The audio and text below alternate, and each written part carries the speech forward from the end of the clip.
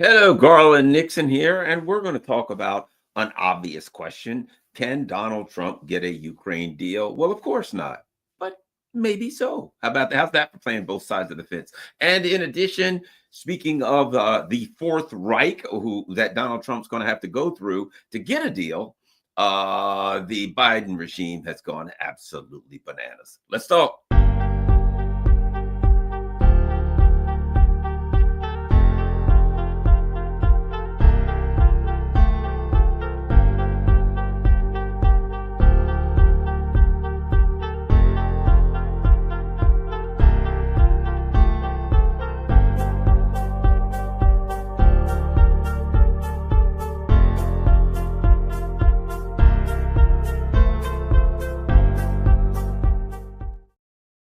Hello, one and all. Garland Nixon here on a frosty Saturday morning. Afternoon actually now, isn't it? I went to the gym this morning, and the idiot that I am, I get there at 9 o'clock on Saturday mornings, and of course I came out. I'm like, I'll stop by the grocery store. I almost froze to death going to the grocery store. I like literally walked to the grocery store. When I walked back to my vehicle, I had to warm up a little bit. I'm like, oh, I forgot something. I got to go back and get it.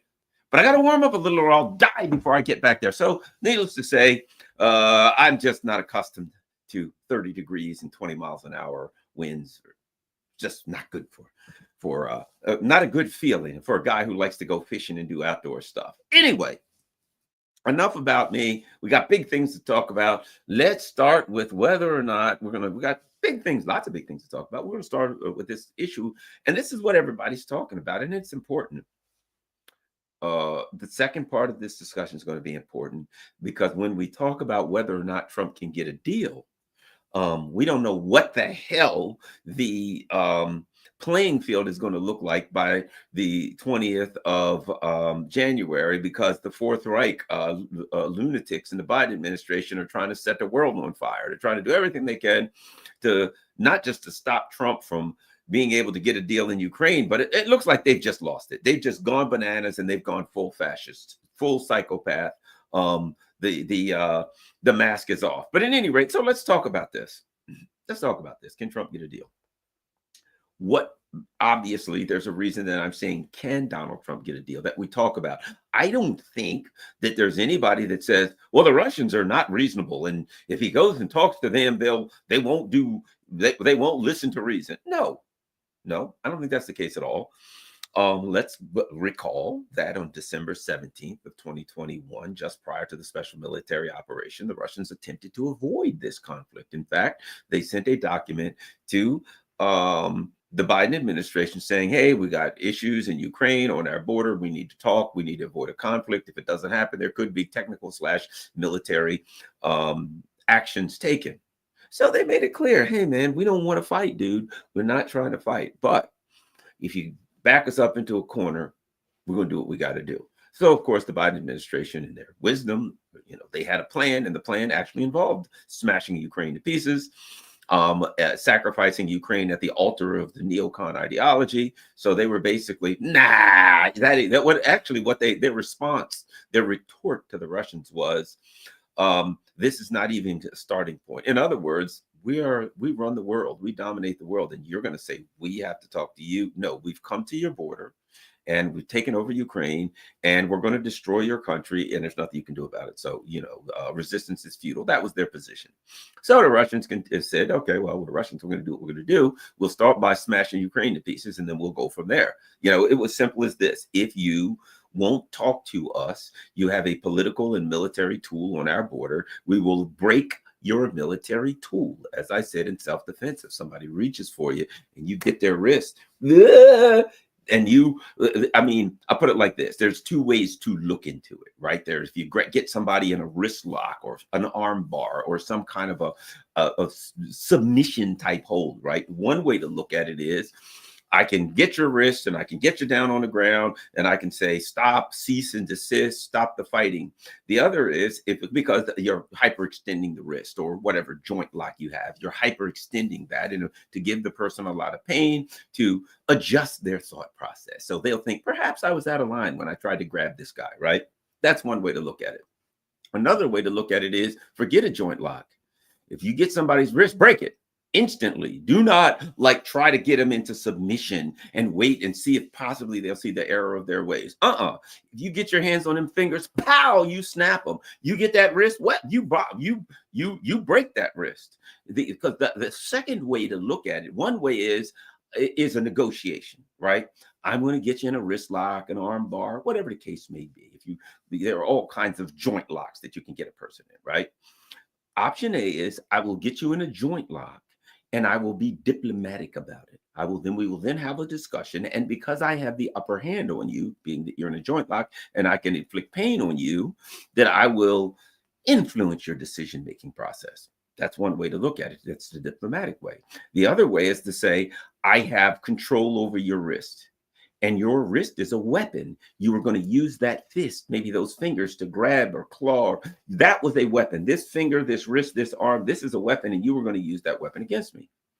Rather than compromise that weapon with a joint lock and then push you into a stance of negotiation, I will destroy the weapon so that you can't use it against me. As soon as I get that wrist lock, I'm going to keep going and I'm going to break it. I'm going to yank your shoulder out of socket. I'm going to snap your fingers. Any way that I get that I'm a joint lock generally is basically what you're doing is you're making a person's joint go in a direction that it don't like to go.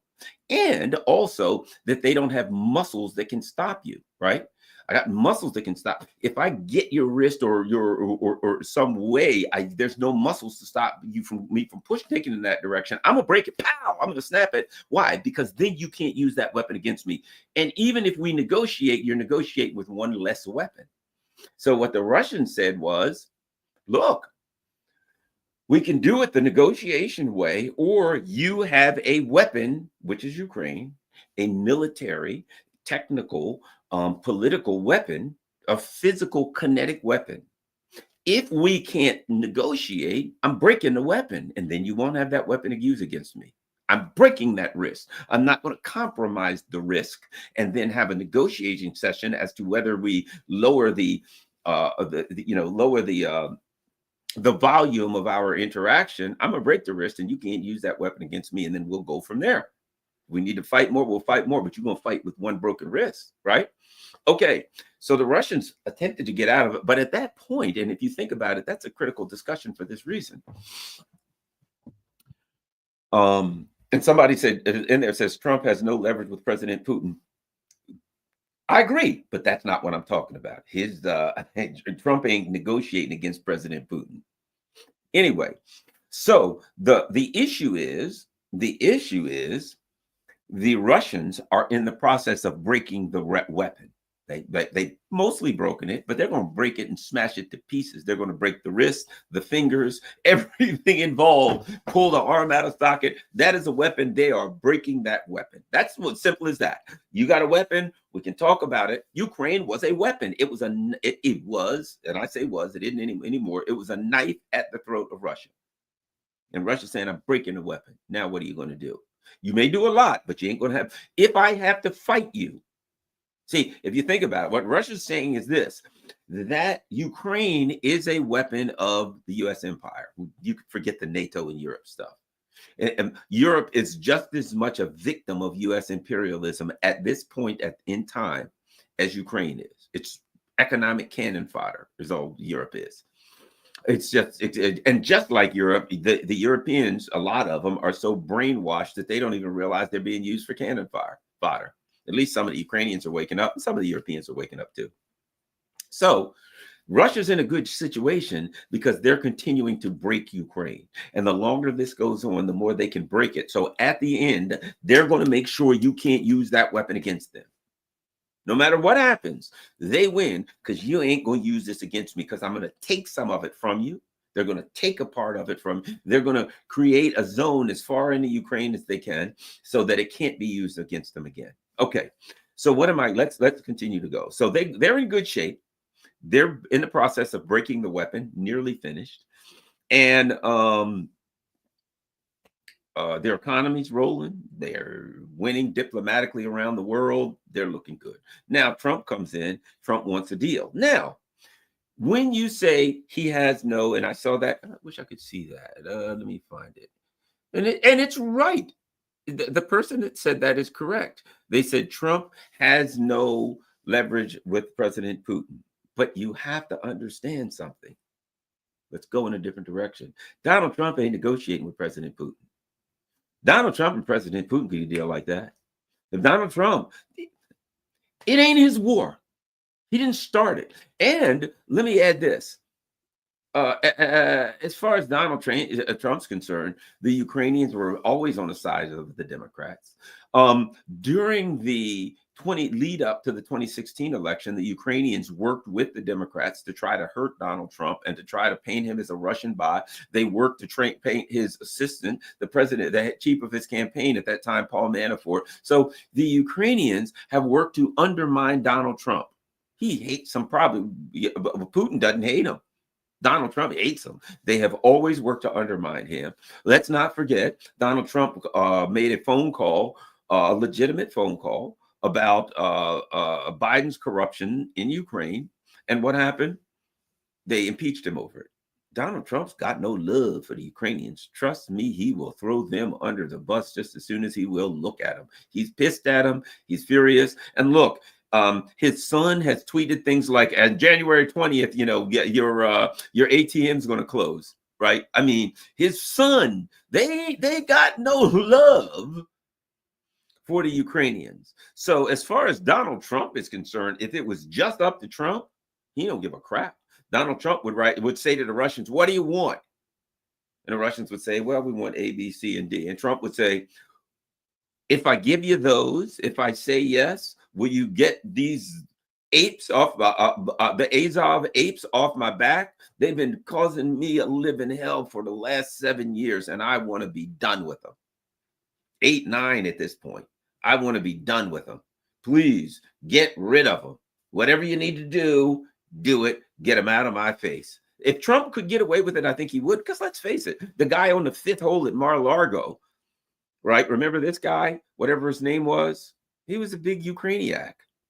So Trump, I think, from Trump's perspective, they're trying to kill him. They're trying to get him thrown in jail. They got him impeached. Trust me, he's got no love for Ukraine. Now, let's go further. He knows those are his enemies. And might I add, he don't like Macron and Schultz and Starmer. He hates these people. What happened? The Greens in Germany literally said to the Greens in the U.S., "Hey, you should stop supporting, stop running Jill Stein and support Trump." All these people in Europe, the pro-Ukrainiacs, they hated Trump and they tried to undermine him. He got no love for these people. Trump wants out. That's what I believe. He has no love. This ain't his fight. And everybody who wanted the fight are his enemies. If it was up to Trump, he would say, "Putin, what do you want? Just give me a blank piece of paper and let me sign it, and you do whatever you want with these clowns, because they are my enemies. They're bigger enemies to me than they are to you," right? At least they speak a similar language and have similar culture. Okay. That being said, so between Trump and Putin in the snap of an eye, now where is the problem? What is it that stops Trump from being able to get a deal? Somebody says Trump should not have a rally the day before his inauguration. Yeah, I agree with you. I certainly agree with you. Trump should be in a bunker somewhere at an undisclosed location. He should find out where Dick Cheney's undisclosed location bunker is and hang out there, right? That's the safest thing for Trump to do, because let's face it, I don't think they've taken their last swipe at Trump. But at any rate, let's continue. Let's not get distracted here. It's easy for me to do. So if you think about it, why is it that Trump really couldn't get a deal? Is it because Putin's unreasonable, or the Russians are unreasonable, or Lavrov is unreasonable? No. Got two issues here. Number one, he'd have to denazify Ukraine to get a deal. You imagine when Trump says to the Ukrainian maniac Azov people, "Look, I'll tell you what, got good news for you guys. We got a deal. And by the way, I ain't giving you no more weapons, nothing. You got to deal with the Russians. Sign here." Right? No. If Zelensky said, yeah, he wouldn't live a minute, an hour, right? Because his own, the lunatics there would rub him out. So here's the way I see it. If it went this way, let me give you the scenario and then we'll move forward with this. It would work like this, and it may end up. Trump would get a deal with the Russians would say, great, this is what we need to do. Remember, the important thing about the deal is not the deal, it's the Russians or no one else in the world has trust for the US government to maintain their, to keep their word. So it has to be a money in hand deal where the Russians say, you give me what I want now. And make it hard for you to back out. And I'm sure the Russians have a number of things that they've come up with to say, you know what, you're gonna have to do this, this, and this. And then it's going to make it really, really difficult. You know, like maybe they put a bunch of Russian bases in wherever they want and have Russian troops there. Russian peacekeepers, ain't going to be no European peacekeepers. But at any rate, but like I'm saying, if Trump sits down with Lavrov and President Putin and gets a deal and presents it to the Azov fruitcakes, they're going to say no. And at that point, what Trump should say is, okay, well, you know, guys, it's your country. And tell you what, here's what we're going to do. You get no more targeting from us.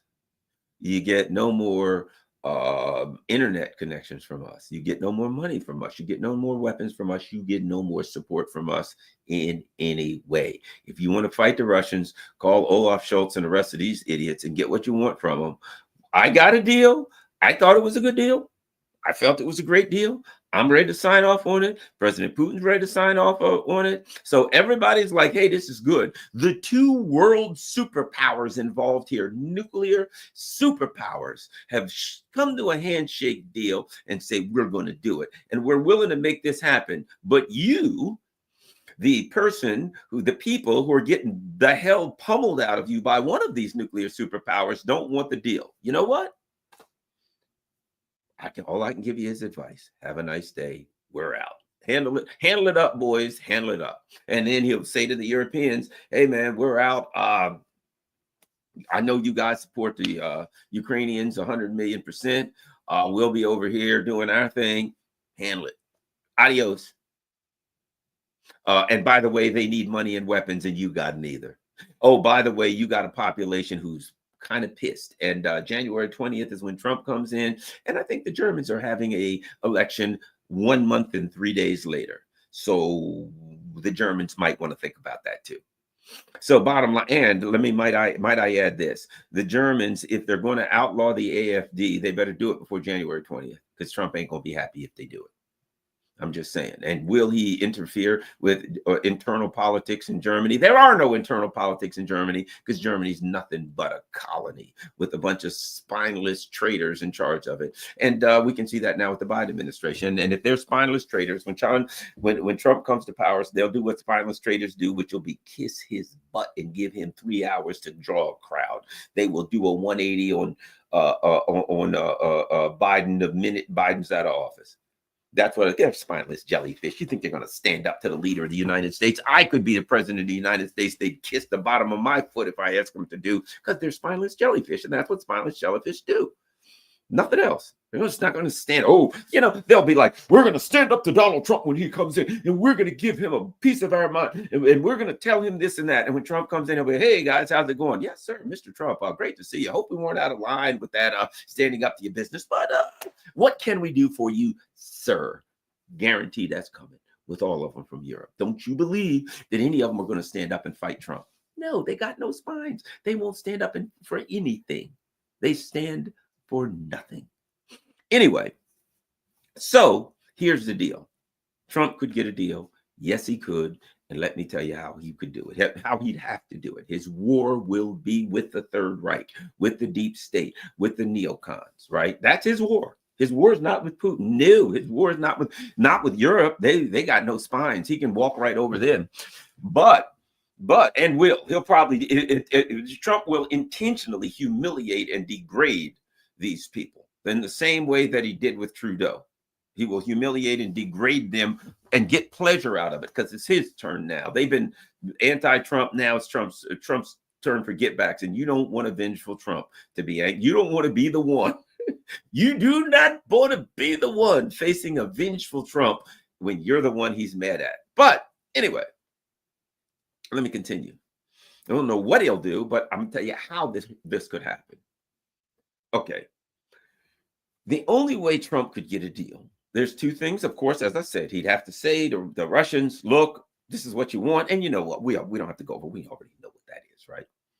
But at that point, what he'd have to do at home, because keep in mind, what is the big issue here? It's taking a loss. It's losing face. It's the U.S. empire saying we're the world, we dominate the world, and we dominate everybody. And you go up against the Russians, and you're like, oh yeah, well we may have to use a proxy army, but we're going up against the Russians. And you get your ass kicked. I mean, let's call it like it is. Let's call it like it is. Hey, I'm calling you out, Putin. And Putin says, man, I don't want to fight, dude. Oh, no, come on. Me and you, let's go. And you go toe to toe with him and you get your butt kicked. Your reputation is done. You ain't dominating the world. You're nobody's hegemon when you went toe to toe with the Russians and you got squished and humiliated, degraded, and faced a military debacle. But Trump would have to get out of that and save face. He would have to get out of that without humiliation. Now, I know what you're saying. They lost face when they went in, so they can't save it. Yes, but Trump would have to save face as much as possible for the U.S. Would this work? I don't know, but I'm going to throw this at you. What Trump could do is this. This is, to me, the only out I see. It is an out. What Trump could do would be say, look, this could be his position. He didn't have to use these exact words. I'm paraphrasing. He could say, look, here's my position. Joe Biden and the Biden administration were an abomination, which would be correct. They were traitors and treasonous to the United States and everything it stood for. They were screwed up and they put this country in a bad situation. And I'm going to save this country from Joe Biden and the Biden regime. Look what they did to us. They tried to tear this country down to nothing. And look at the situation they put us in here in Ukraine. Oh my God. It wouldn't have happened if it was me. If it was me, this war would have never happened. But it happened because of these incompetent traitors to America and everything it stands for. So what I'm going to do is I'm going to save America from these treasonous, lying traitors. I'm going to get America out of the bind. The Biden administration, these low-life traitors have gotten the United States into this horrific bind. There's no way out. Look at the money it's costing us. It's hurting us. It's putting us in a terrible, terrible condition. But I'm going to save us. I'm getting us out of this. And America's going to be back on track. And America's going to be strong. And, blah, blah, blah, blah. All that crap that means nothing, right? You see my point? Donald Trump's angle to get out, not even saying that would work, but his angle would have to be, I'm saving the United States and its hegemony, as it were, right? I'm saving us. Our strength, our country was compromised by a bunch of traitors. And now that they're gone, I'm going to fix it. I'm going to bring us back. I'm going to make America great again. These people weakened us and they made us weak. And I'm going to make us great again. That's the rhetoric. That's the angle. Donald Trump would have to take an angle because let's face it, what is the view from 30,000 feet? If you look down, if you're up in the air in a drone in New Jersey, for instance, and you're looking down at this whole scenario, what do you see? It looks like the U.S. picked a fight. They were a bully, and they picked a fight with a guy who didn't want to fight, and they got their butts kicked. From 30,000 feet, you look down, that's what the world, what do you think the Africans are thinking? What do you think the Latin Americans and the Asians and the global South, what do you think they're thinking? They're all sitting back like that with their arms folded, saying, America picked a fight with Russia. How's that going to turn out? Oh my God, are we all going to get nuked? And they're watching, oh, there goes a punch. There goes the punch. Oh, man down, man down, man down. Right? And when it's all said and done, they're going to look at this and say, dude, you came to Putin's border and threatened him. And he asked you to leave him alone. But no, you got to be hard-headed. You can't listen to him. You got to be froggy. And you stepped up to him. And you got sent home embarrassed. That's it. And to the rest of the world, the U.S. is no longer the dominant power, man. The U.S. is no longer the alpha male in the pack. Think about it, a wolf pack, right? There's a term that comes from wolf packs where somebody, when it comes to fighting somebody, rather than, all the euphemisms for beating somebody up. I've heard that stuff. Man, he kicked his butt. He did this. And one of them is he tore the fur off his ass. What does that mean? That means, like in a wolf pack where the wolf's fighting and the alpha male wins and he grabs one of the challengers. He grabs the challenger, he grabs a patch of his fur, and he boom, and the guy now has the wolf now has an open spot. Or lots of other animals do that. They'll tear, and you have a visible wound. And all of the rest of the people can look and say, yeah, he tore the fur off your ass, right? You have a visible wound to demonstrate there's an alpha male. And everybody can look at the other guy like, yeah, I don't want to end up with a patch of fur gone, so I ain't challenging the alpha male, right? People are going to look and say, well, you guys stepped up to Putin on the border of Ukraine. He tore the fur off your ass. And now we're running around with a patch of fur missing off of our butts. That's what Biden left us, with a patch of fur left off our butts. So the question is, how do you get out of this without a missing patch of fur? And as I said, I'm not saying it's the only angle I see for Trump. The angle being, you blame it all on Biden. You say he was an abomination of the United States. He was a traitor. And then you argue, I am correcting, I am saving the United States from that traitorous regime. I think that is the rhetorical angle that the Trump administration could use, because they don't have a dog in this fight in reality. The Trump he wasn't all in on, let's weaken Russia and then go to China. Trump wasn't even really down with all of that. He could care less. Trump's trying to eat. He's trying to make loot. Trump is trying to do business and probably put some money in his own pocket, if I know Trump. And I'm hating on him. Yeah, it is what it is. Look, difference is this. Joe Biden and Hunter Biden and those guys are going to clandestinely, through some kind of weird corruption, get some money. Trump is going to go like, hey, all you guys coming here to visit me from Saudi Arabia, you got to stay at the Trump Hotel and pay me triple. Trump's old-fashioned. At least you can see the corruption right in front of you. People will be like, yeah, he's going to squeeze them for every dime he's got. Oh, well, that's Trump, right? He's trying to hide it so much. And it ain't as clandestine as underhanded. He's kind of more straight out front. He's going to shake. Look, what is Trump talking to Europe? Hey, Europe, you're going to have to buy more gas from us and other stuff. You got to buy all this stuff. Trump is just going to squeeze Europe for all it's worth. But he ain't trying to hide that he's squeezing them. He's going to do it right out front, right under the light, so everybody can see it. Got to give Trump that. He's an equal opportunity, open, open source intelligence. It's pretty clear when Trump's trying to squeeze you for loot, right? So my point being, there is a rhetorical and political angle. If you view Trump's problem not as getting a deal with Putin, if you view Trump's problem as getting a deal that he can get through here, getting a deal that allows him to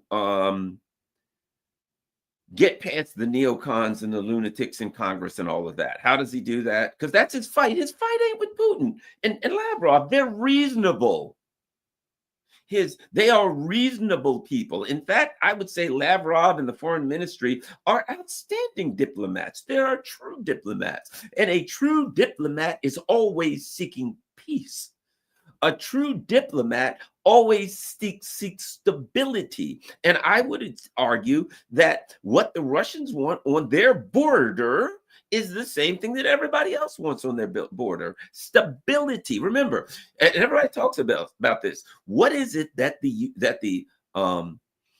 neocons create? Chaos. And what is it that the Russians want on their border? Stability. What do the Chinese want on their border? Stability. So what we're talking about is, how do you get stability when you're surrounded by agents of chaos?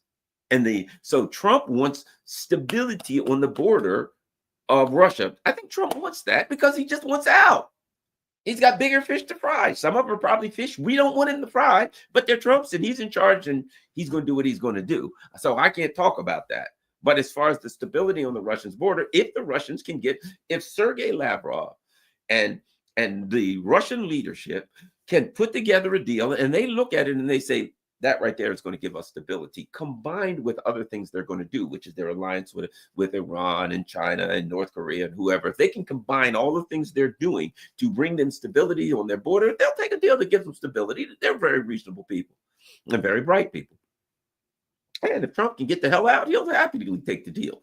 But he's got to fight the neocons here. And to do that, his argument for the neocons has to be, we're doing this to stop the chaos, the destruction that Biden wrought on the empire, arguing that Biden and his regime was bad for the empire. What they did hurt the empire. I'm just trying to save the empire, bro. I just don't want to see the empire go down. They weakened the empire. I'm acting to strengthen the empire. That's what the angle Trump has to take. Not saying it'll work or it won't. Somebody says Putin ain't no hero. I didn't say it was a hero.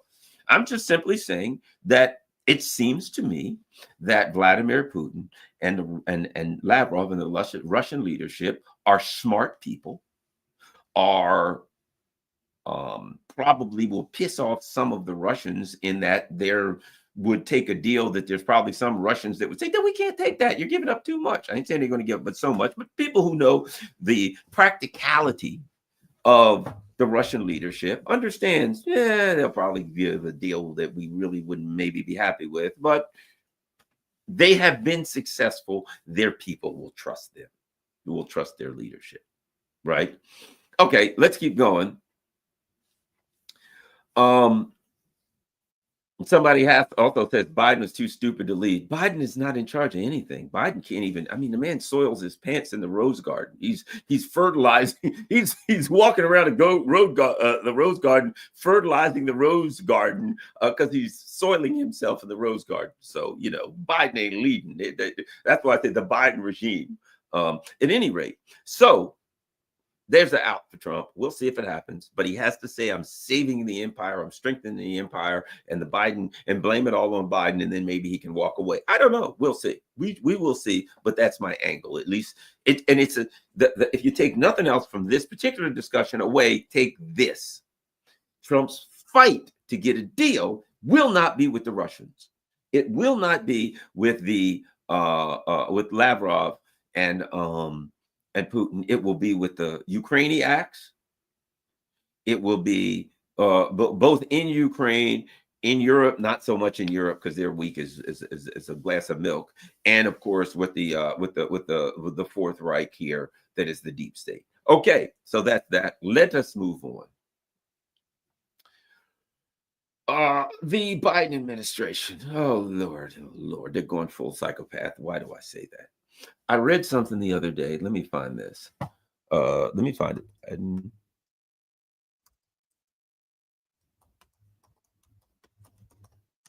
Let me find this. Okay. Watch this. Look at this, the usual. Biden given options for potential U.S. attack on Iran's nuclear facilities, right? So this is that by the Jerusalem Post staff. And there you see a couple of psychopaths, right? Well, one of them is brain dead and the other's, Biden with Jake Sullivan. Now, let's start here. Last time I checked the Constitution, you can't do that. President can't start a war, I was just sitting around, you're the president, the other day, and I was thinking about attacking a country, no particular country. So I called my advisors and said, hey, you got a country I could attack? And they said, Greenland? I don't know what the hell, Greenland ain't a country. We could always attack them. Let's see, Slovakia, maybe, I don't know, Vietnam. Here's a list of countries. Let's start with the A's. Aardvarkia, right? You can't randomly attack countries. Only Congress can declare war. So for starters here, these criminals are saying, you know what? We don't care about the Constitution whatsoever. The American people, might I add, have voted against more war. Donald Trump came in and he says, hey, now, not that he'll do it, but Donald Trump did say, not all that long ago, I'm going to end the wars in the Middle East, and I'm going to end the wars the Ukraine war, but the Ukraine war will be more difficult. Nah, let's not talk about whether or not he'll do it. It was Trump rhetoric. We don't know what the hell Trump will do on a given day. He's so unpredictable. But my point is this: the American people clearly have voted against more war. They don't want more war. That's a given. Now we know the Biden, the Fourth Reich, of which Biden is right now. His regime is the leadership. Don't care. That could care less. But so that's what we're looking at. Number one, the American people have voted against more war. The Constitution says that the president can't start a war, that you have to go through Congress, and Congress has to declare war. And the Biden's like, yeah, who should we attack next? So he's talking about a criminal act against an unconstitutional criminal act against international law and against U.S. law, which is what all Bidens do. Look, shipping these weapons to Israel, a country which is not really a country any more than my hand is a separate part from the rest of my body. Right? Oh, Garland, is his brain controlling his hand, or his hand controlling his brain? I'm sorry, but the two are inextricably linked.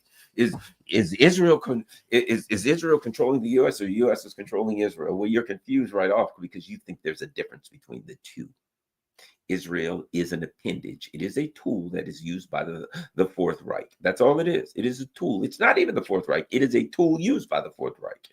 Okay, but my point being, the Biden administration is talking about attacking a sovereign country without going through Congress in a way that could bring disastrous results. What happens if they say we're going to attack Iran, and Iran does maximum retaliation and says, well, in that case, we're going to flatten every U.S. base in the region? What happens if Russia and/or China says, hey, you can't attack them, we're going to help them, and you go to World War III? And Joe Biden never, ever consulted Congress as the Constitution requires and asked Congress to vote on starting World War III. So that's where these lunatics are. Number one, someone out there says Trump will never take office. I'm not convinced that Trump's ever going to make it to January 20th alive. If Donald Trump is smart, he will hide in a bunker. And when he has to swear the oath of office, he'll do that via video. Yes, we've got Donald Trump via video feed.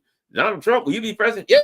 You coming out now? Nope. I'm just going to stay here, right here in this underground bunker, and I will run the country from here because let's face it, if I come out, there's going to be a whole bunch of Ukrainian former military guys wandering around on the fifth hole of Mar-a-Lago waiting to do me in.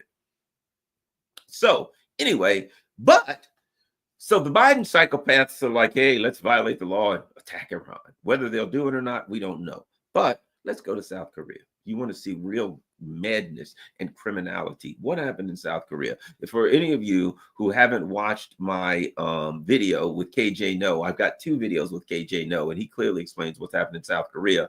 And let's talk about this lunacy. Be very brief for those who don't know the story. A week or two ago, the president of South Korea, who is nothing but a U.S. puppet. South Korea is not a country. It is a colony of the United States. It was put together by the United States. The U.S., for most of its life, I think up until 1989, they had a military dictatorship, which the United States was in charge of. There is no South Korea. It's just a U.S. puppet regime. Anyway, so the so-called President Yoon decides he's going to, now we've got more information. Now listen to this. He's going to declare martial law and military dictatorship, number one. Hey, forget all the parliament and all that stuff. Number two, we find out that that his group had a bunch of North Korean uniforms made, and they were going to kill the leaders of the opposition party and the leader of his party. They were going to kill them. And they were going to have like North Korean uniforms so they could pin it on North Korea. They were going to start a war with North Korea. Now, this is what was going on in South Korea. Meanwhile, military dictatorship, kidnapping political leaders, opposition leaders, and apparently they were going to be killed. So what happened? When he did that, the parliament's leaders, the leaders of the South Korean parliament, all blasted their way into the parliament. They pushed themselves in. They ran. In fact, one of the guys who was one of the top opposition leader, live streamed himself fighting his way through police. They had soldiers there climbing over barricades. Yeah, he live streamed himself doing that. He's kind of a hero. So the parliament of the South Korea was able to fight off this attempt at creating military dictatorship, right? Now, where are we in South Korea? 75% of the people in South Korea now want the President Yoon, who's kind of under house arrest, or holed up in his house with some people from the military surrounding him, protecting him. 75% of South Koreans want him out of office immediately, impeached or whatever, thrown out of office and or impeached. 16%, that's now we're up at 91%, right? 16%, another 16% want him to peacefully resign and walk away. 91% want him out of office, and 75% of the country wants him either, impeached, thrown out of office. So South Korea is in a true political crisis. He is holed up in his home, surrounded by a bunch of military people who are protecting him, number one, which is interesting because the United States government controls the South Korean military, which means the U.S. government is protecting him. Jake Sullivan was asked about this. Jake Sullivan was asked, and he was extremely evasive and refused to commit. Think about this. So South Korea is a country that's run by the U.S. government. They have a complete, absolute puppet, President Yoon. The guy tries to do a military dictatorship and start a war with North Korea. And Jake Sullivan is evasive. Well, I didn't know that, he's extremely evasive. So here's what we are. Number one, there is no way that the South Korean government would do this without the Biden administration being a part of it, without at minimum telling them what to do. But of course, they wouldn't do it without their support. There's no way that the South Korean military would try to start a war with North Korea, which could go nuclear and get us all killed, without the Biden administration being behind it. Think about what they were going to do. This is the Biden administration. This is Sullivan. This is Blinken. They were going to declare martial law. They were going to kidnap the opposition leaders and kill them and start a war with North Korea, which, might I add, doesn't North Korea now have a military alliance with Russia? And they already had a military alliance with China. The Biden administration was determined to start World War III on the Korean Peninsula. It is now proven beyond a reasonable doubt to a moral certainty. Okay, so now, of course, the repercussions, since it didn't work, you know what's going on now. The Korean opposition are saying, we need to get this guy out of here. We need to impeach him, lock him out, whatever, and have another election. Now, needless to say, if there's another election, that means an overwhelming victory for the South Korean opposition. Might I add, the guy, opposition leader, who live streamed himself fighting through the barricades to get into parliament to stop the military dictatorship, that guy is the same guy who will likely be president. So I'm suspecting they will want peace on the Korean Peninsula. That I'm also suspecting that the relationship between the colony of South Korea and the United States has been irrevocably damaged, irreparably damaged. I mean, just lots of words that start with IR and then just put damage behind it. Bad news here. So the U.S. has a puppet client state that now I don't know how well they can keep that client state. The only way they could do it, the only way the U.S. is going to now be able to keep South Korea is to take the mask off fully and just say to South Korea, look, let's stop pretending that you're a democracy or an independent state. You will do what the hell will tell us, and we're going to send a viceroy like the old Brits used to do. We'll send a governor. We'll send a viceroy to run you. That's all the U.S. That's the U.S.'s option. And then see what South Korea does if they try to fight it back. Or what are the U.S. going to do? Are they going to attack South Korea if South Korea says we don't want to go along with a U.S. viceroy running our colony? That's where that's the dynamic that has been created in South Korea because these knuckle dragging apes and I apologize to actual apes, but these knuckle dragging apes in the Biden administration decided they were just going to go in and use South Korea as a tool to start World War III. And the South Koreans kind of figured it out really quick. So my point being, when I say the Biden regime goes full psychopath, hey, let's violate the Constitution, start a war with Iran and possibly Russia and China. Oh, by the way, hey, I got a better idea. Let's declare martial law, murder opposition politicians, false flag with do a false flag with North Korea and start a war there. And then we'll see how this thing shakes out. I mean, think about it. Donald Trump, think about this. A president won. Generally, the incumbent party, their job is to set the table for the new president. The incumbent party, their job is to say, look, you're coming in, President Nixon, as it were. And what do you need? We'll get things straight. We'll clean up the White House. We'll take our dirty laundry out, and we'll do all that we need to do to prep for you. Here you go. Here's the keys. Here's the steering wheel. Here's everything. Have a nice day. We're going to go build a library or something. That's actually their job. What is the Biden administration doing? They're spending their last couple days at war with Donald Trump. Realistically, it's not the Biden regime. It's the neocons. It is the deep state, the Fourth Reich. So right now, the Sullivan, Blinkens, Bidens are the Fourth Reich leading edge. Right? They are the people who the Fourth Reich is like, okay, you guys are still in charge. Here's what we need you to do with the war on Trump. We got to stop Trump. He might do something we don't want. That's all they are. So the war on Trump will continue if Trump is fortunate enough to get into office. It will continue. And the Biden regime will be out, but their surrogates will be in. And might I add this, man, they got to worry. They got to worry. They got to worry really, really bad because you got an angry Trump. And one more thing is happening. Let me see if I can find this. And this is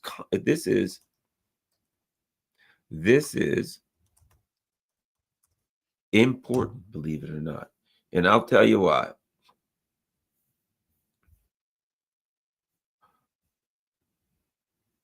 This is important. And I will tell you why. Look at this. Judge orders Trump to be sentenced in a hush money case on January 10, but says he won't be incarcerated. Right? This denied his bid to dismiss the case, said he'll sentence him on January 10th before his inauguration. Right? He says Trump can appear in person or virtually, and that he won't order Trump jailed. Right? So why is that important? Because if Trump wasn't pissed before, if he wasn't mad enough, if he wasn't angry enough before, this is really gonna piss him off. You talk about beating the hell out of a hornet's nest, walk by with a broom and hit a hornet's nest, wham!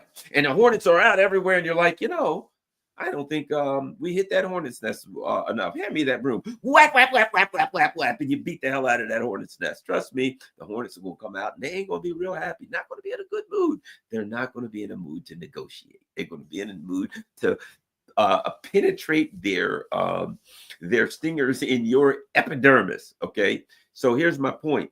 10 days before Trump goes in, if you look at the cases against Trump, they were absurd. They were ridiculous. They were preposterous. So Trump allegedly had an affair with a porn star, and he gave her $130,000 to keep her mouth shut. They're adults. They're adults. And trust me, what I know about DC and the circles in Washington, DC, if it's illegal to do things like that, there wouldn't be nobody left in the halls of power in DC. Right? At least she was of age female. You know what I'm saying? She was a grown woman. Trump was a grown man. Hey, we do this, I give you this. Fair enough. She made a decision. He didn't rape her.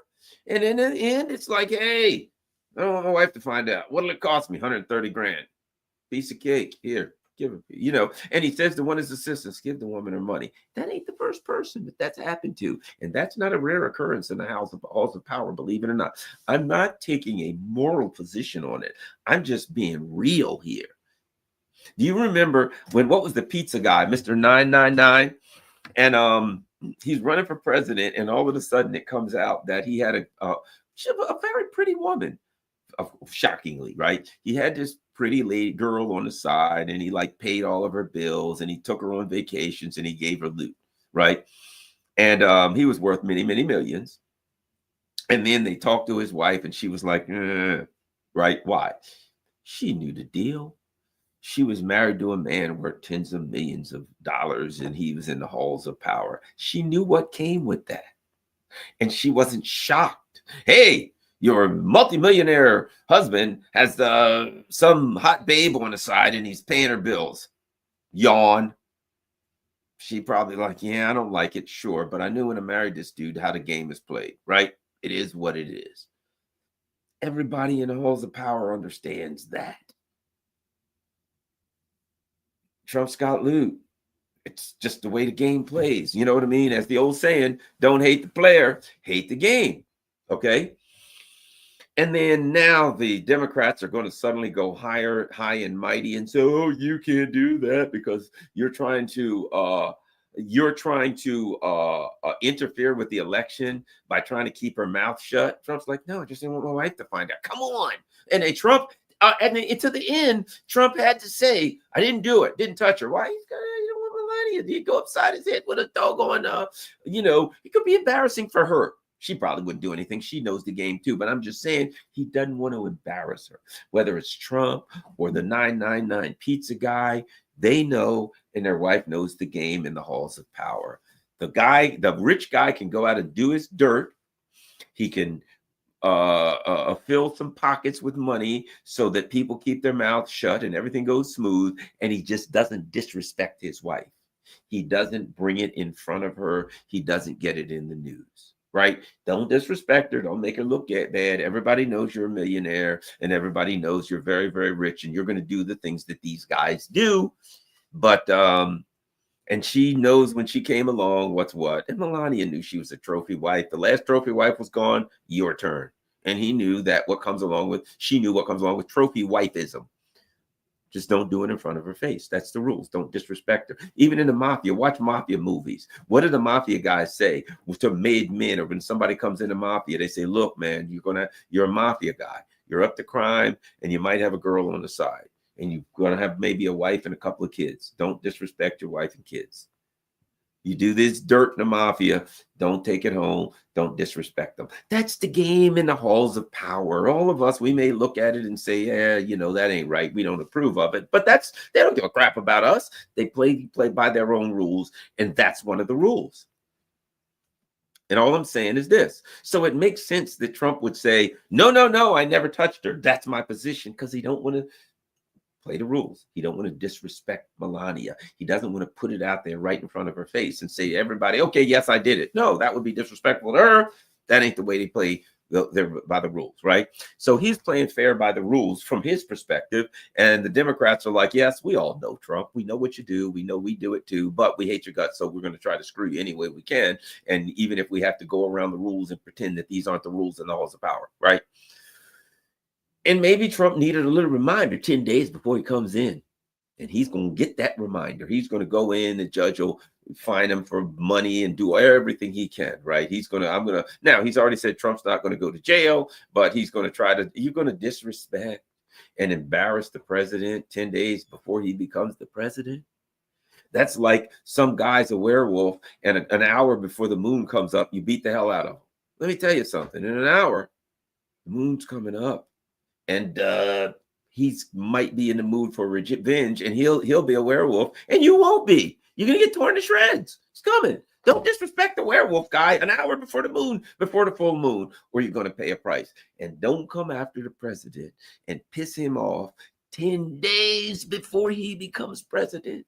He's going to He's still going to be seething when he takes office. If he takes office, I'm with you guys. We'll see that. But let's just say he takes office. He's going to be seething, and he's going to bring his people, Cash Patel and you get in here.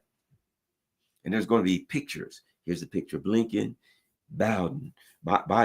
Now we already know that Biden has to pardon everybody he's ever come in contact with, everybody in his regime, Liz Cheney's, all that, the whole January 6th committee, they're all getting pardoned. He's pardoning everybody because they're criminals. But I think that what Trump will probably do, maybe I'm wrong, we'll see. He could just drop it all, but I'm throwing this out there.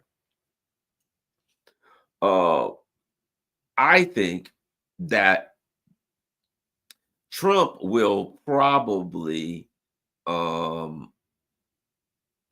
say, yeah, well, okay, even though they can't be charged, let's investigation them anyway. Now, here's Sheila H. This is hilarious. I got to show you this. I got to show you this comment. No one is above the law. Oh, Sheila. I love you, Sheila. Thank you for supporting the channel. It's absolutely wonderful. I am so happy to have you here. But I just have to say, Sheila, you're a tad bit naive. If you think no one is above the law, you don't understand how things work in Washington, D.C. at all. But I can't be mad at you. I mean, if somebody says no one is above the law, at that point, I can't be mad at them. How can you be mad at someone? Because maybe they mean well. They're just so naive. The law is not for the ruling elite. The law is for you to create the false, what can I call it? A false paradigm that we have order and law, and that some people are held accountable, and that the rich are held accountable for the law, just like you. Sheila, that ain't the game at all. Have you forgotten the Reddit GameStop scam, where a bunch of people on Reddit got together and figured out how to manipulate the price of GameStop and make a lot of money in the stock market? You know why they did that? Because that's what the billionaires and the rich people do. They manipulate the price of stocks and make a fortune. So a bunch of schlumps like us got together and figured out how to do it. And when they got together and figured out how to do it, the market looked at it and said, they're making a lot of money. And it's illegal for us to freeze trading on that stocks. They can't do it. The law clearly sets forth the standards for when they can do it. The law says you can only stop trading if this happens, this happens, this happens. That's the law. Remember, Sheila, no one's above the law, right? And a bunch of schlumps like us had figured out how to make a lot of money, and they were manipulating the stock and making a fortune. And remember, the law says that the people in charge of the New York Stock Exchange couldn't shut it down, according to the law. Just because a bunch of everyday schlumps have figured out the game and they're making money just like you do, don't matter. No one's above the law. You can't shut that down. What do you think the stock market people did? They shut it the hell down. They didn't care about the law. The law said they couldn't shut it down. And they shut it down because they are above the law. They don't care about the law. The law is something they can use to drive you into the ground, to take your property using eminent domain or whatever they want to use. The law is for the super wealthy, powerful oligarchs to do any damn thing they want to and use it against their enemies. But when it comes to us, we ain't allowed to manipulate the stock market. The law said they couldn't shut down trading for GameStop, clearly. And they shut down trading for GameStop. Why? Because someone is, in fact, above the law, the ruling elite. So the idea that, oh, but Trump's not above the law, that implies that you think they did it because they wanted to enforce the law. You think they were like, hey, I think Trump may have violated the law. Perhaps we need to set things back, right? Because we have a democracy and we want things to work quite well and ensure that no one is above the law. Do you really believe that's why they charged Trump? No, they charged Trump because he was running for president and they wanted to stop him from running for president. And they charged him with everything but mopery on the high seas so they could stop him, clearly. What do you think? After Trump won, they started dropping it. All these cases started to go away. They were like, hey, Trump won. Okay, well, we're going to dismiss this case in Washington, D.C. And let's rule on this case in Georgia so that one goes away. What do you think? That was serendipitous? That after Trump won, all of the cases started to go away? And now the judge is like, yeah, I'm going to sentence Trump, but he won't go to jail. What is the sentence going to be? $1 and 5 minutes probation. They ain't going to give Trump nothing. No one's above the law. You watch the sentence. It will be bupkis. It will be a bagel. It will be a zero. They ain't giving Trump nothing because they're scared to death of him. And they know good and well that they're already beating a hornet's nest up. And they're going to try to get out of it. They're going to, all right, Mr. Trump, we found you guilty. Trump's going to say, what are you going to do? What would you like? I could use a tuna sandwich. Yeah, that's it. Want some chips with that? Yeah, and a Coke? Fair enough. How about some fries? We know you love McDonald's fries. We saw you in a fry cook outfit. How about some fries? Trump will be like, yeah, all right, we sent you to a tuna sandwich. What do you want on that? Lettuce, tomatoes, and how about some pickles? Good enough. And chips, and throw in some fries in there. Somebody run out to McDonald's to get this guy. Yeah, where are you going to get the chips? Okay, yeah, we get the fries from McDonald's. All right, Mr. Trump, you are found guilty, and your lunch will be served shortly. They ain't going to do nothing to Trump. They don't want to piss him off because he's president now. It was a game to stop Trump from getting elected. And now they got bigger fish to fry. And they ain't tuna. The fish to fry now is the Fourth Reich, also known as the Deep State. Now we're scared to death that Trump's going to try to stop a war somewhere or do something they don't want him to do. Or God forbid, they're pissing him off. He might start looking into what the FBI is doing and find out that on January 6th, there were like 10,000 people out there and 9,000 of them were FBI agents. I'm being facetious, but you get my point. God knows if Trump starts looking into Russiagate. I'm hoping he does, but who knows? I'm never confident that anybody will start staring down the barrel of the intelligence community. But we shall see. My point being, bottom line, someone had said Trump should just pardon himself from all. Well, but I think some of it's state, and he can only pardon federal. But they ain't doing nothing to Trump. Nothing to Trump. They're scared. That judge is scared to death. If you were the judge, would you? If you were a judge, would you be like, I know, I'll fix this guy. President, come in here. You're going to be the president in 10 days. Yeah, I'm sentenced. I'm throwing the book at you. Right? And then 11 days later, you get a letter from the IRS. You are being checked for everything that you've claimed on your taxes for the last 27 years.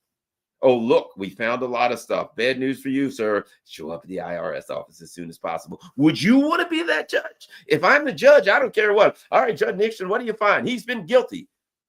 Is there any way we could change that to maybe not guilty, have a stet docket perhaps, offered plea, anything? What can we do here? Come on, we got to fix this thing. I ain't going to be the guy that sentences the friggin' guy who's going to be the president in 10 days. No, I'm not going to take a slice of that pie. So I'm just saying, we shall see. Ain't going to be much, but we'll see. All right. We're now going to look. We got lots and lots and lots of super chats. This is fun on a Saturday afternoon. It's always fun. You know, I like to run my friggin' mouth. Let's start. James Starks. Thank you, James Starks. People are in the holiday spirit. How about this? The Corinne 12? Or is it the Canon 12? Whatever it is. Thanks a lot. How about that? A super sticker. We continue. Next. Ari Magoo. I disrespected Ari. Okay, let's keep going. What else did we got? Okay, the Sparkster says free Greenland from Danish Terry. Oh, the Sparkster's hilarious, isn't he? That's Sparkster. The Sparkster says free Canada from Castro regime. Oh, things ain't looking good for old Trudeau. I mean, he could always start doing Jaguar advertisements. You know, he looks like the kind of guy that would fit in quite well in a Jaguar advertisement. I'm just throwing that out there. And Sparky says, annex Canada. Remember the War of 1812? Yeah, that's right. Let's see. How about we go to the Sparkster again?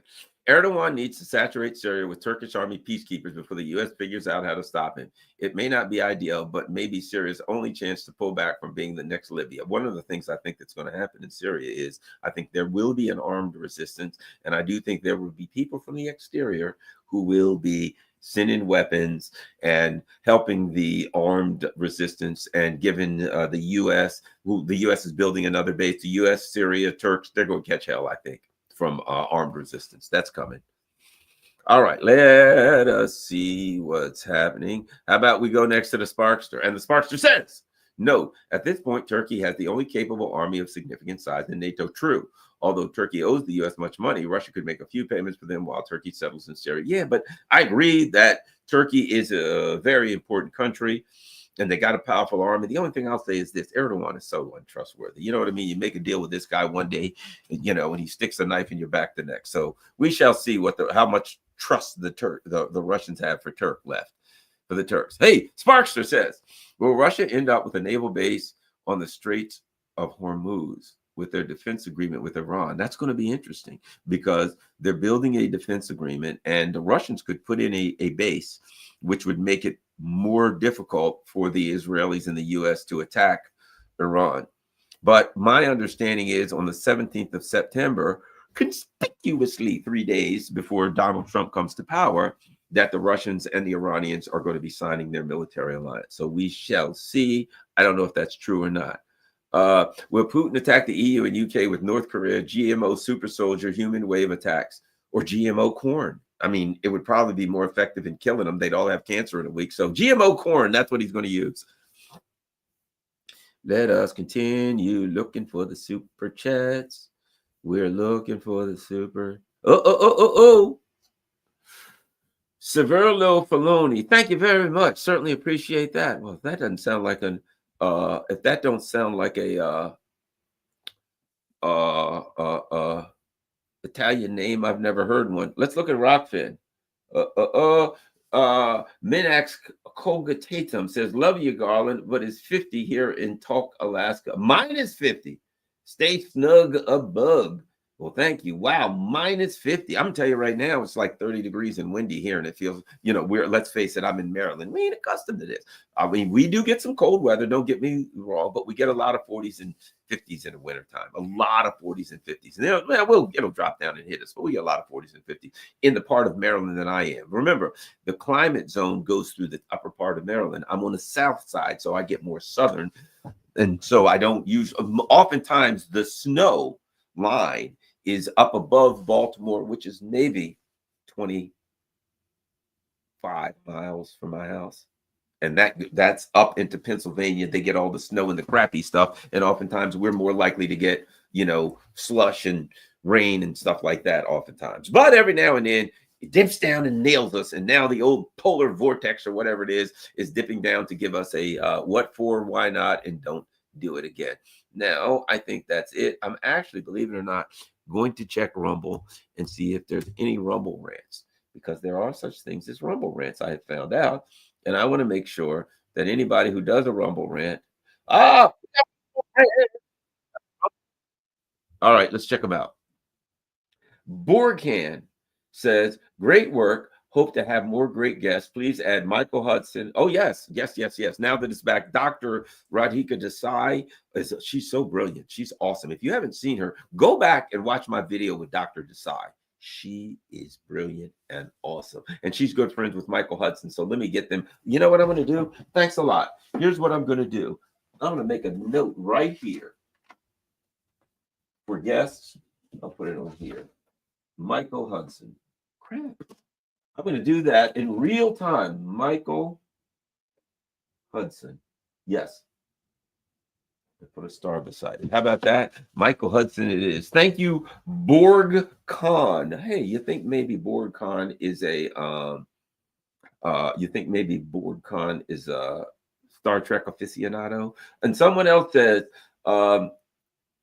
Pepperman says, great hat, would be a bestseller in Germany.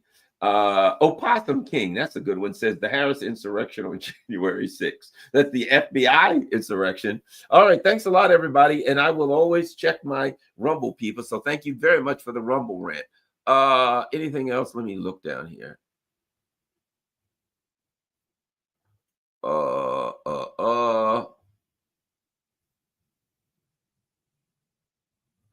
Oh, I like this one. How about this? Werewolves and broken wrists. Fantasy abounds. With enough money, no law exists. Hey, there we go. Yes, I like. Let me say this before I go. I love werewolf movies. I don't know why. I've always the old school werewolf movies, zombie movies, vampire movies. I don't know why. I know why I like the zombie movies. Tell you that. We'll finish up with this. So those of you who are done with all the other stuff, feel free to move on. So I'm just running off the mouth because I got a little bit of time. Why does Garland Nixon like zombie movies? It's a philosophical thing. It's not the actual zombies biting people. And I don't even like the zombies the ones where the zombies eat brains. That's uncool. No, the zombies are supposed to bite whatever they can get. But here's the issue of zombies. The zombies are just a prop in a zombie movie. In a zombie movie, it's the zombie apocalypse that is the star. In a zombie movie, you always have the same thing, a small group of survivors who are hanging around and running from the zombies, right? And they're running around surviving. At some point, they run into other human beings. And when they do this, this is what they find out. That society has broken down and there's no police, there's no government, there's no rules whatsoever. How do you act?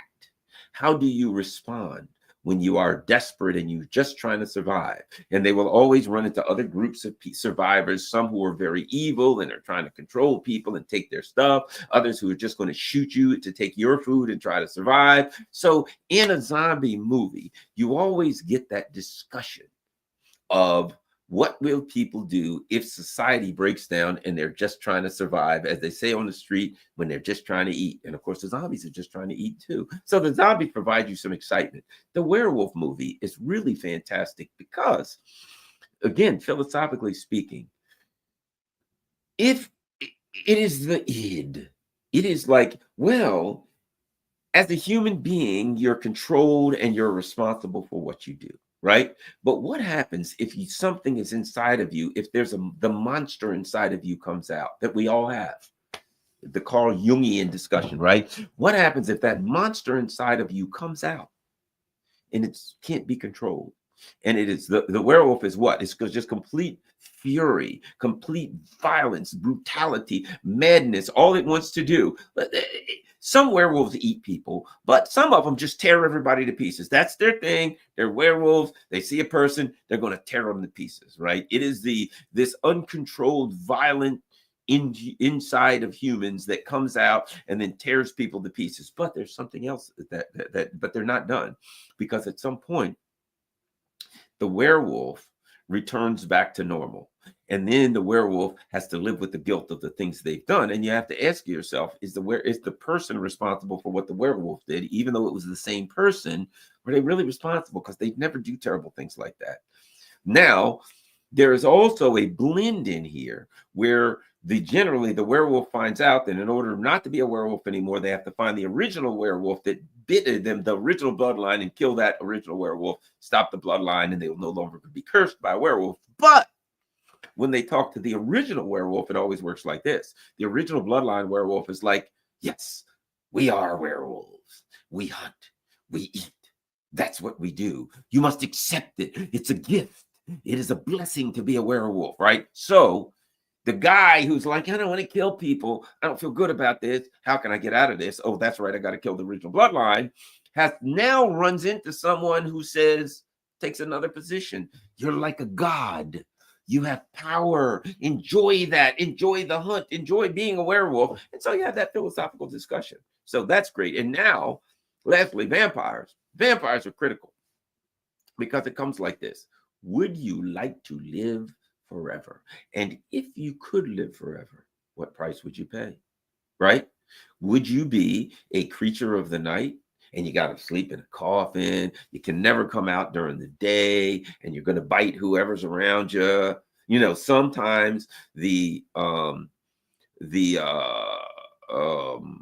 the vampires in some of the movies maintain a lot of themselves, and they're like, yeah, I'm still Garland, I'm just a vampire now, and I gotta bite people every now and then. So you have vampires that are kind of okay guys, but they just gotta bite somebody every now and then, or girls. And the other side of it is sometimes you have vampires that are pure evil. Sometimes vampires are kind of like animals, almost like the werewolves. So it depends in a particular given movie what the vampires are like. But it comes back to this in the tradition of the vampire movie, and that is, and let me add this, to add this part of tradition. Sometimes you'll have a person that says, I want them to bite me so I can become a vampire. Why? So I can never get sick again, and I can live forever, and I'm willing to pay the price of being a vampire where I can't go out at night and I have to feed on whoever. So that is a discussion. What would you give up to live forever? And at times there are vampires and you see the misery of them. I've lived in, for instance, the vampire will maybe fall in love with somebody or whatever. Vampires can fall in love, or there's a romantic relationship, but the vampire will be like, yeah, but you know what? You're going to grow old and I'm not going to grow old. So we can't be together unless I bite you and you become a vampire. All of those are philosophical questions. So do I like the three old school, types of of horror movies? Yes. Do I use those analogies quite frequently in my show? Yes, because I enjoy them and because I see them through a philosophical lens, in a philosophical context, rather than just werewolves, vampires, and zombies. Now, what would be interesting is I like also horror comedies. Like, what's that one, What We Do in the Dark? That's really hilarious. If you haven't seen that one, Hell Baby, that's another one that's hilarious. So I like horror comedies too. I really love horror comedies. At any rate, let me see if anybody else did anything. We got any more? Did I miss Grizzly? That's a great name. Thanks a lot, Grizzly. I think that is it. What's this? Ooh, there we go. All right. Thanks a lot, everybody. I think that's it. I think that's it. All right. Thanks a lot there. Oh, someone said, did you see the new Nosferatu? No, I want Nosferatu. No, I want to see that. I want to see the new Nosferatu. That ought to be really, really interesting. So thanks a lot, everybody. Numero uno, share this on all your social media platforms. And last but not least, if you can afford it, become a Patreon member. PayPal, buy me a coffee is always great. Buy Garland a coffee. How much? Yeah, $5. Whatever. It's $5 for coffee. How many do you want? Whatever. 1, 10, a million. Doesn't matter. There you go. And Buy Me a Coffee is also like Patreon now. So if you don't want to do Patreon, you can have an option of becoming a monthly donator, whatever the hell you'd be called, and just do that Buy Garland a Coffee thing monthly, should you choose. So that's an option. That's why buy Me a Coffee is a great option. Thanks a lot. If you cannot afford it, simply share this on all your social media platforms. That's all I ask. Make sure that you like and subscribe. Peace. I'm